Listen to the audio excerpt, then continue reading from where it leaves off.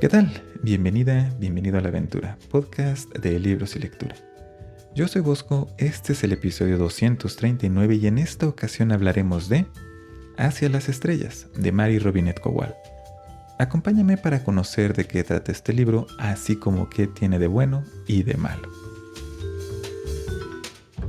Hacia las estrellas, de la escritora norteamericana Mary Robinette Kowal, es una novela de ciencia ficción, publicada originalmente en el 2018, y es la primera parte de la serie La Astronauta, que hasta ahora consta de 3 novelas y una historia corta. Como siempre, comenzaré hablando de qué trata este libro, qué aspectos me parecen positivos y negativos de él, si lo recomiendo y, finalmente, una plática sobre los temas principales del libro, que incluye spoilers de la historia. Hacia las estrellas, decíamos, además de ser una novela de ciencia ficción, también la podríamos categorizar en el género de historia alternativa, pues lo que nos cuenta está situado en un pasado en el que varios eventos históricos ocurrieron de diferente manera, incluso antes del inicio de la novela. Pero más importante que eso es que esta fue una novela muy bien recibida por la crítica y por muchas lectoras y lectores. Ganó los premios Nebula, Locus y Hugo, los 3 más prestigiosos sobre ciencia ficción en inglés, así como el premio Sidewise, que precisamente se entrega a las obras de historia alternativa. Esto no es mucha sorpresa porque la autora anteriormente había estado nominada en numerosas ocasiones a estos premios y había ganado ya 2 por historias cortas. Uno, precisamente por La Astronauta de Marte, que es parte del universo de Hacia las estrellas. De hecho, yo me enteré de este libro porque escucho un podcast que se llama Writing Excuses, que trata sobre el arte y oficio de escribir ficción, en el cual Mary Robinette Kowal es anfitriona junto con otros escritores, entre ellos Brandon Sanderson, de quien hablamos hace muy poco de uno de sus libros. Entonces, sin proponérmelo, seguí el proceso de escritura de esta novela escuchando sobre las decisiones que la autora tomaba y cómo es que organizaba la historia y los temas que contiene. Y estoy casi seguro que esto influyó en la opinión que tengo de esta novela. Pero mejor empecemos a hablar de qué trata este libro.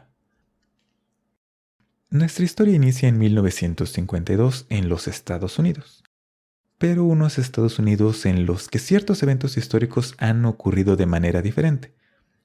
El más importante de todos es que el presidente de Estados Unidos no es Harry S. Truman, sino Thomas E. Dewey, y que no fue Rusia, sino Estados Unidos, el primer país en poner un satélite espacial en órbita.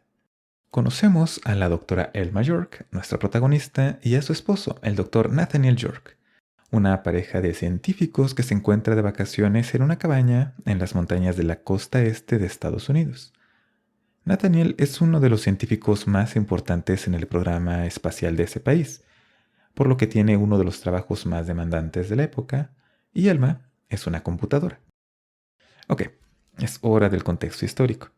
En la década de 1940 y de 1950, las personas que hacían cálculos matemáticos, principalmente en agencias dedicadas a la ingeniería, eran conocidas como computadoras. Y en parte de ahí viene el nombre que usamos para las computadoras u ordenadores. En muchas partes del mundo, este título, esta denominación, cambia de lugar a lugar. Además, era un trabajo que generalmente realizaban las mujeres. Así que era común tener oficinas llenas de computadoras, como en el presente, excepto que las computadoras eran mujeres sumamente hábiles, incluso con maestrías y doctorados, en el manejo de cálculos matemáticos, pues no era un trabajo particularmente prestigioso.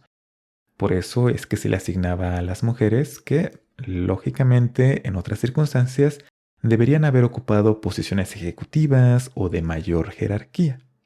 Pero eso no es tan emocionante como lo que les ocurre a nuestros protagonistas un día que un enorme meteoro impacta la costa este de Estados Unidos, destruyendo inmediatamente la ciudad capital, Washington, D.C., y una gran parte de los estados de Virginia y Carolina, tanto del norte como del sur. Nathaniel y Elma se dan cuenta del impacto porque ven a través de la ventana de su cabaña un destello que domina todo el horizonte, por lo que al principio sospechan que sea una bomba atómica. Descartan la idea porque no han escuchado en el radio algún anuncio del ejército o de alguna otra agencia del gobierno que prevenga de algún tipo de movimiento militar. No es que un meteoro sean buenas noticias. Al contrario, si no hubo aviso es porque fue una sorpresa para todos los habitantes de la Tierra. Y todos sintieron el efecto del meteoro, aunque no inmediatamente. Como Nathaniel y Elma se encuentran a pocos cientos de kilómetros del lugar del impacto, sienten un enorme terremoto causado por la fuerza de este impacto que los hace huir de la cabaña y la derriba por completo. Pero eso no es todo. Ambos, con sus conocimientos avanzados de física, saben lo que ocurre con el impacto de un cuerpo celeste en la Tierra. La luz viaja más rápido que las vibraciones en un sólido. Por eso es que se ve un destello antes de sentir otra cosa, en este caso, el terremoto. Y las vibraciones en un sólido viajan más rápido que cualquier cosa en el aire, como el sonido. Así que deben buscar dónde refugiarse, porque muy pronto van a sentir la explosión, más que escucharla realmente. Calculan que el impacto del meteoro va a hacer que la onda de choque en el aire sea devastadora.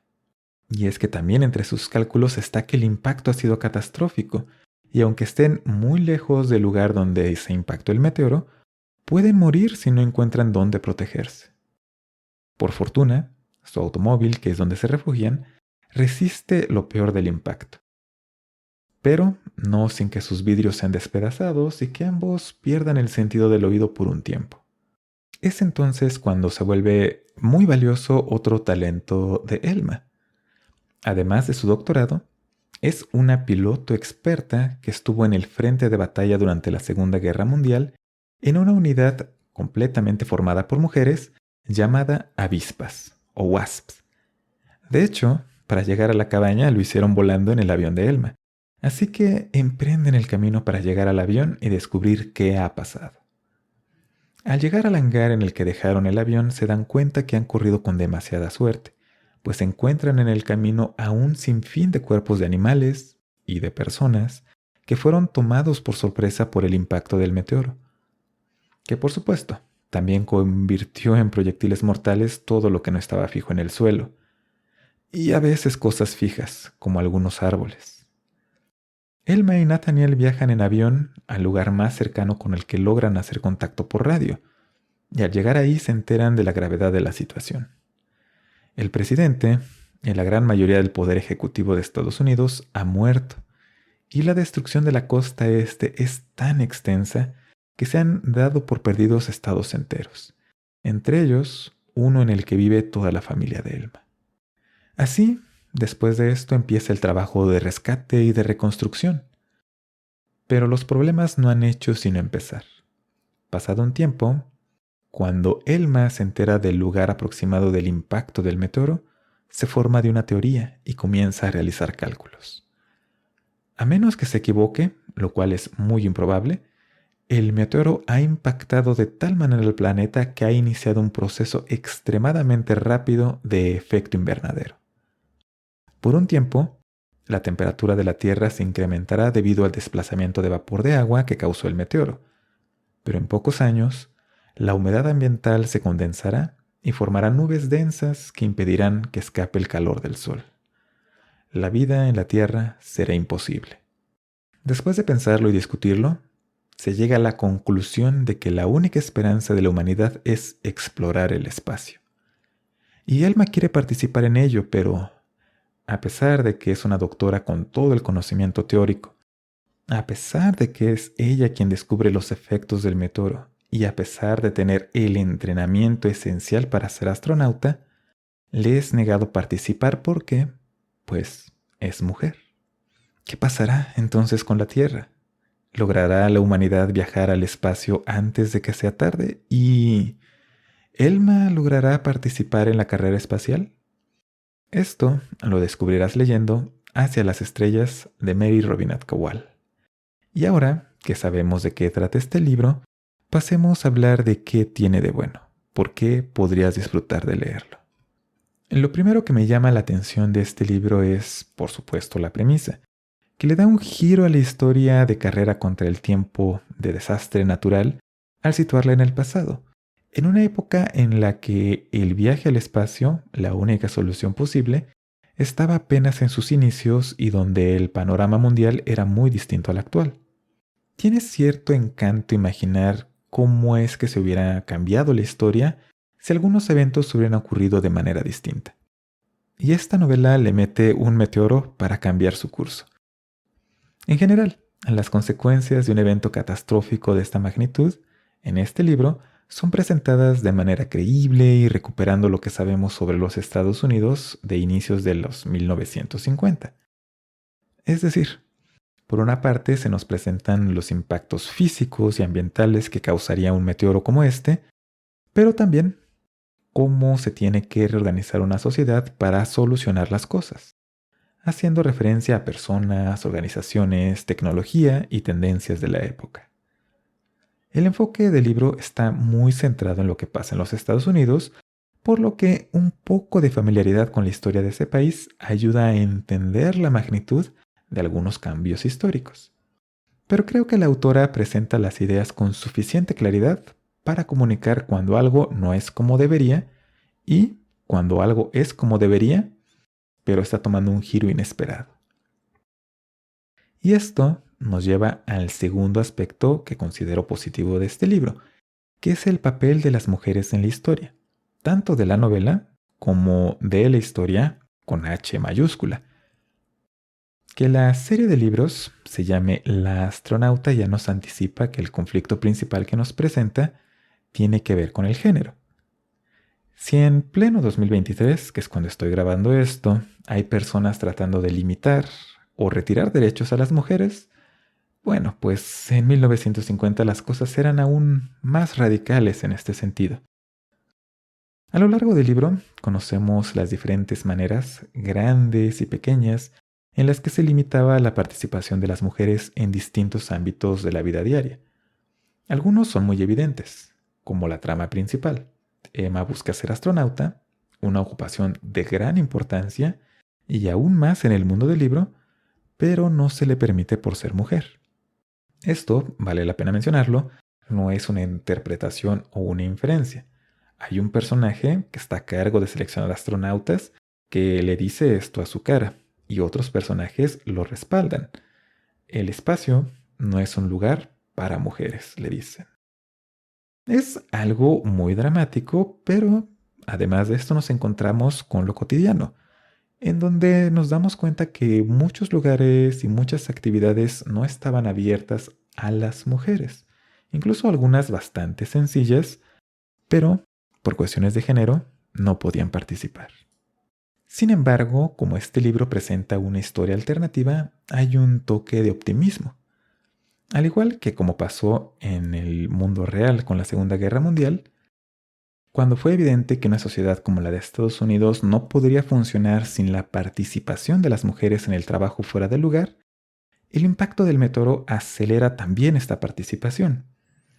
Así que sí, vas a encontrarte algunos personajes muy sexistas, pero también a la semilla de que las cosas deben cambiar, por el bien de la humanidad. Y esto solamente va a ser posible con la participación de las mujeres, que es como debe ser. Además, otro aspecto positivo de este libro es que hay un gran reparto de personajes bastante diversos, particularmente entre las computadoras, que como ya decíamos son estas mujeres que trabajan haciendo cálculos, en este caso en el equivalente a la Agencia Espacial de Estados Unidos, pero también en otros personajes. Las computadoras en particular son muy diversas. Hay mujeres de diferentes orígenes étnicos, de diferentes religiones, de diferentes lugares del mundo, y como hacen amistad con nuestra protagonista, las conocemos en algunas de sus facetas, tanto personales como profesionales, y todo es tratado de una manera respetuosa, no estereotipada. Es más, en algunos momentos se juega precisamente con los estereotipos. como está escrita la presentación de algunos personajes, te hacen creer que van a ajustarse a cierto estereotipo que todas y todos de alguna manera hemos asociado con algún grupo de población, pero resulta que no es así, lo cual a mí me pareció bastante agradable. Pero nada en la vida es perfecto, así que pasemos a hablar de qué tiene de malo este libro o por qué podría no gustarte. Y va a sonar contradictorio porque acabo de decir que un aspecto positivo de este libro es la diversidad de sus personajes, pero creo que un aspecto negativo de esta novela es la manera en que la autora ha incorporado esta diversidad en su narración, porque es inconsistente. A lo que me refiero es que hay momentos muy poderosos en los que la diversidad de experiencias de vida de los personajes le dan sentido a la historia. Por ejemplo, cómo los esfuerzos de rescate después del meteoro hacen de lado a la población negra de Estados Unidos. Pero estos momentos conviven con otros en los que la autora llama la atención a esta diversidad de una manera muy superficial, como si de repente se hubiera acordado que ha incluido, por ejemplo, a una mujer latina, y entonces nos tiene que recordar también a nosotras y a nosotros que estamos leyendo que este personaje pues es una mujer latina que está ahí presente, pero sin que su condición como mujer latina tenga mayor relevancia que estar allí como cierto tipo de adorno, si quisiéramos decirlo, al personaje. Pero bueno, toda la segunda parte de este podcast va a ser para hablar acerca de por qué pasa esto, de este aspecto en particular de este libro, porque me parece algo fascinante. Y como comentaba al principio del episodio, como seguí indirectamente al proceso de escritura de este libro, muchas cosas que normalmente solamente puedo inferir, las sé con cierta certeza. Algunas decisiones que tomó la autora y por qué las tomó. Pero por lo pronto, ten esto en cuenta. Otro aspecto que también podría no gustarte es que este libro nos presenta una premisa muy atractiva en los primeros capítulos del libro, pero inmediatamente pierde ritmo la historia a una velocidad asombrosa. 3/4 partes del libro tratan sobre la ansiedad que le da a la protagonista el hablar en público. Y esto es un poco un spoiler, lo admito, pero me siento en la obligación de advertirte que la meta de convertirse en astronauta y viajar al espacio y esta crisis climática que ya viene, se quedan en el fondo, a veces muy en el fondo, y nunca tienen el mismo sentido de urgencia que te imaginarías o quisieras juzgando por los primeros capítulos de este libro. Tenlo en cuenta porque si lo que estás esperando es algo así de dinámico, tan impactante y tan dramático como los primeros capítulos, eso cambia muy rápido y termina instalándose más en la cotidianidad de la vida de la protagonista y cómo muy gradualmente, con mucha paciencia, con mucha tranquilidad, como si no se fuera a acabar el mundo muy rápidamente, va llegando a su meta de convertirse en astronauta. Y por último, quizás menos importante y algo que también admito es muy de gusto personal, es que las escenas románticas entre la protagonista y su esposo, que generalmente terminan en relaciones sexuales, solamente las puedo describir como cringe. Tratan de ser demasiado adorables o demasiado ingeniosas por su propio bien, y en lugar de ser graciosas o incluso estimulantes, solamente me parecieron cringe. Y es que, por ejemplo, hacen muchas referencias a naves espaciales, a cohetes despegando y cosas por el estilo. Así que, bueno, te podrás imaginar por dónde va esto. Y por lo menos yo que tengo esposa desde hace 10 años, eh, solamente usaría este tipo de lenguaje y esta manera de expresar que usan los personajes si estuviera tratando de hacer reír a mi esposa a propósito y no accidentalmente como es aquí. Así que, en resumen, recomendaría Hacia las estrellas de Mary Robinette Kowal. Y qué difícil, porque por una parte me parece que esta novela hace algunas cosas muy bien. Hace cosas bastante interesantes con la historia alternativa que nos cuenta. Algunos personajes están bien logrados. Siempre voy a enfatizar y voy a resaltar cuando haya personajes femeninos fuertes, y este libro es un caso de esto, además de que todo está cobijado con una capa de verosimilitud, porque la autora hizo un trabajo muy arduo de investigación para que la tecnología, el lenguaje, la comida, las diferentes cosas que le dan esta textura a los Estados Unidos de 1950 fueran auténticas, todas están ahí presentes. Pero al mismo tiempo creo que se queda de ver en cuanto a contar la historia que nos promete en sus primeras páginas. Siento como si la autora estuviera intencionalmente aplazando contarte aquello con lo que te enganchó. Además, constantemente te presenta situaciones y personajes que también te prometen explorar conflictos sociales, pero se quedan solo como meras menciones. Y también todas estas características que hacen a los personajes diversos y únicos, muchas veces parece que están más como un adorno que como algo que informe a la historia, o que informe las motivaciones de los personajes, o que por lo menos cause algún conflicto. Debo admitir que quedo decepcionado después de leer Hacia las estrellas. Tenía altas expectativas de esta novela, así que no la recomendaría. Pero que esto no te detenga a ti de leer este libro si te ha llamado la atención. Al menos tendrás algún motivo para decirme lo equivocado que estoy, y eso me parece que está perfecto. Y esta fue la reseña del libro Hacia las estrellas de Mary Robinette Kowal. Y llegamos a la primera mitad del episodio y por lo tanto a la sección de saludos y anuncios. Empecemos con los saludos. Hay saludos para Ela, que no olviden escuchar su podcast La Opinión de Lado, en la que nos habla de cine y de televisión. Saludos para Jorge, que a su vez le manda saludos a Ariana, de Tercero D, y que se van a ver en la cooperativa. Saludos para Mr. Suki, para Elena Bustamante y para su podcast Susurros del Inframundo, en el que nos cuenta historias de terror en forma de susurro. Saludos también para Anaí, que dice que le gusta mucho este podcast, lo cual aprecio mucho y ojalá que este episodio también te esté gustando. Saludos para Miguel Cárdenas, para Abraham Reynoso, para nuestros amigos del podcast de libros Tipos Móviles, en el cual no solamente hablan de libros, sino también de todo lo que tiene que ver alrededor del mundo de la lectura y de también cómo se hacen los libros. Saludos también para Ricardo Luna, para Axel García y finalmente para Leticia Castillo. Y esta vez, como lo he hecho recientemente, lo que te voy a pedir es que simplemente compartas este podcast con alguien a quien podría gustarle. Sé que este podcast tiene como virtud que los temas de los cuales hablamos no pasan de moda en cierto modo. Si a ti te interesa saber de algún libro en particular, pues no importa mucho que escuches un episodio hoy, dentro de un mes o dentro de 6 meses. El libro es el mismo y por supuesto, de lo que hemos platicado de él, no va a modificarse. Por lo que, si conoces a alguien a quien le interese alguno de los libros de los que hemos platicado, pues puedes recomendarle el episodio sobre ese libro para que lo escuche. Y no pasa nada que sea un episodio de hace 6 meses, 1 año, 3 años, 5 años, considerando que este podcast ya tiene desde el 2014 existiendo.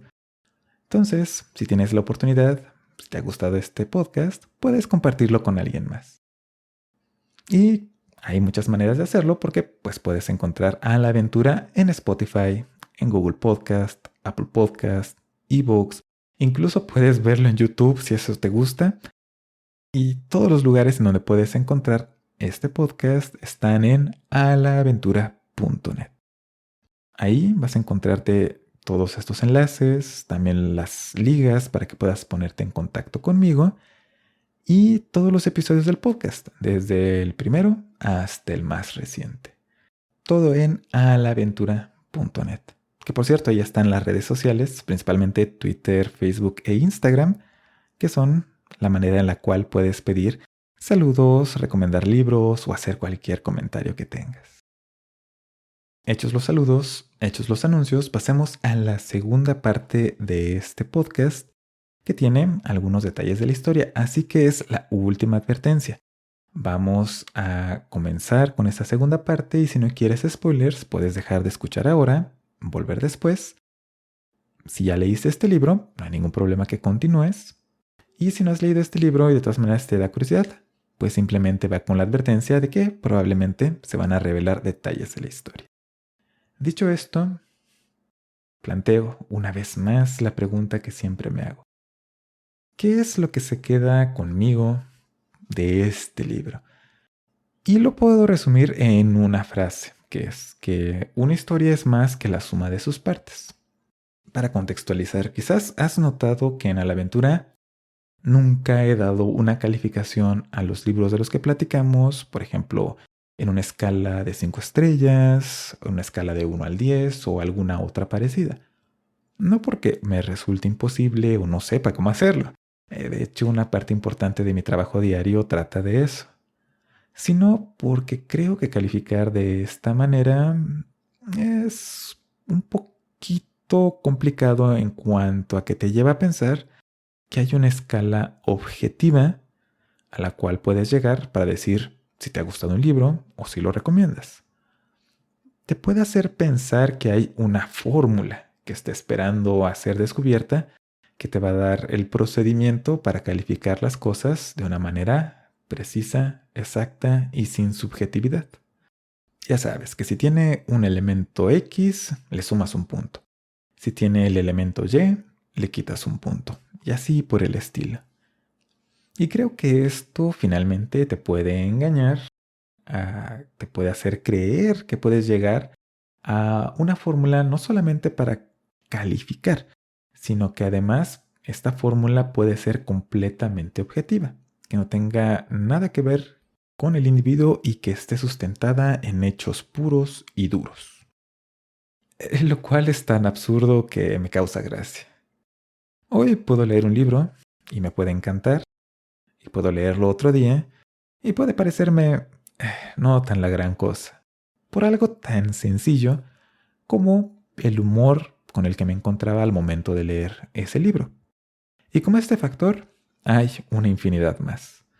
Decir si disfruté una historia es más que la suma de sus partes. A la hora de que te digo si te recomiendo un libro o no, trato de que pasen días, lo pienso bastante y al final, más que decirte sí o no, pulgar arriba, pulgar abajo, te explico un poco por qué llego a decirte que sí o, en el caso de este libro, por qué llego a decirte que no. Y contar una historia es algo muy parecido.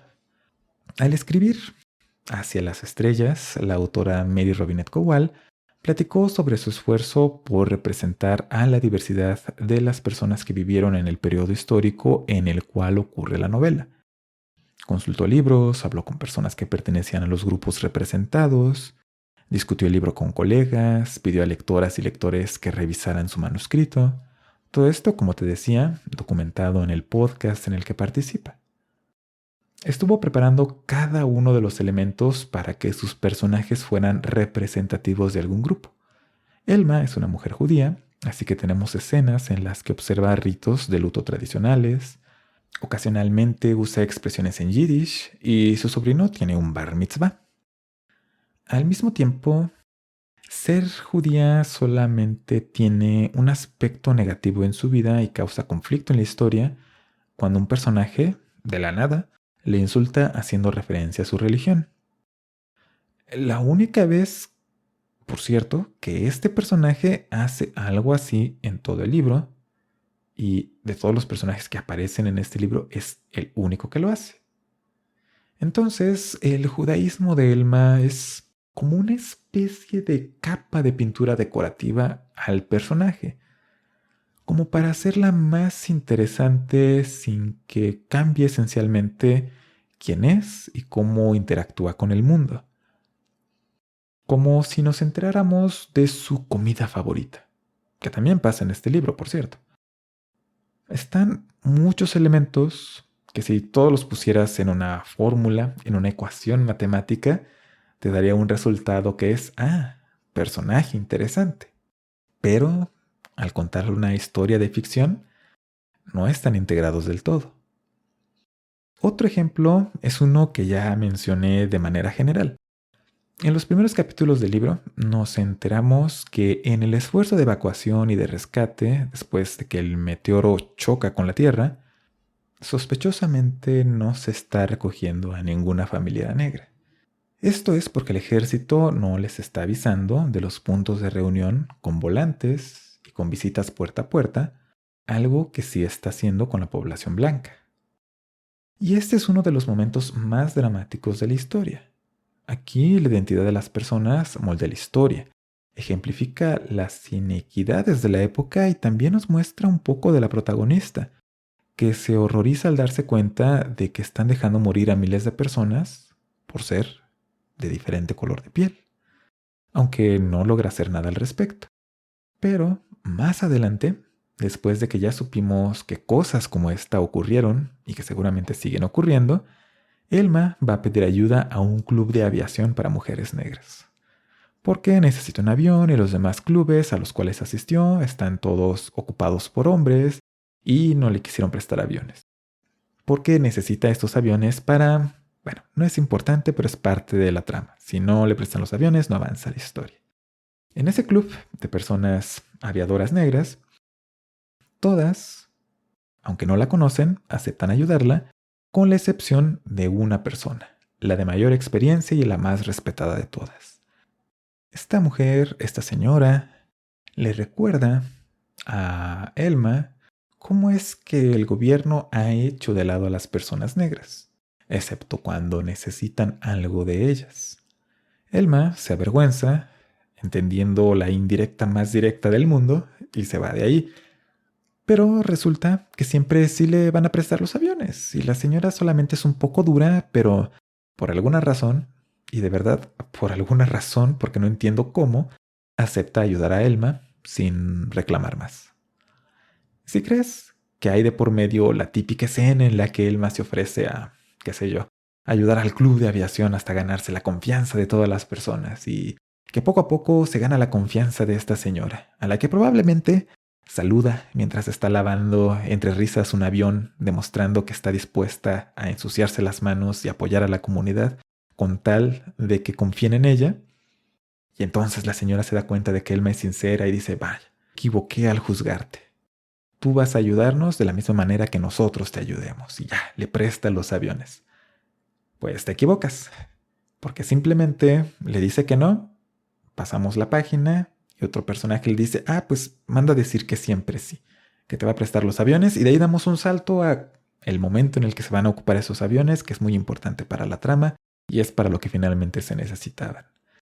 Entonces, todos los elementos para el conflicto, para una escena dramática en la cual haya choque de personalidades y se pongan de juego las diferencias sociales, tensiones raciales y todo lo demás, pues nunca se consolida.